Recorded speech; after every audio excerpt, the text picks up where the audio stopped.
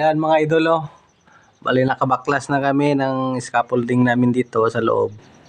And then yung mga nakaraang weeks na nag-slab ako dyan sa taas. Yan o, nakikita nyo yung mga tie wire na yawan ng alambre. Yung sinabi ko na purpose niya na para hindi tayo mahirapan kung magbabaklas, di ba? Na-remember nyo yon? Yan o, yan. Hihilain natin yan para hindi tayo mahirapan kung magbabaklas tayo ng plywood. So tatanggalin muna natin ito kung dito sa siding. Diyan.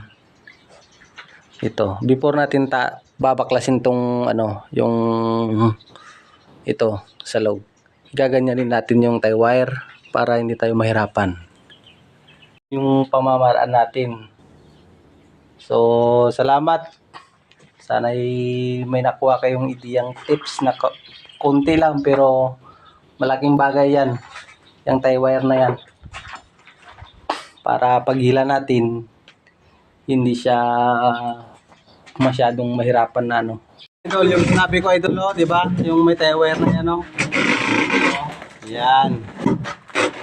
Kasi wala siyang tie wire, mahihirapan ka kung saan ka magsimula magbabaklas. Kailangan meron siyang tie wire. O di ba? Napaka-basic lang. Tanggal na mga ito, no? Di ba? Meron pang isa. Siyempre kasama ko magaling yan. Sandali kay...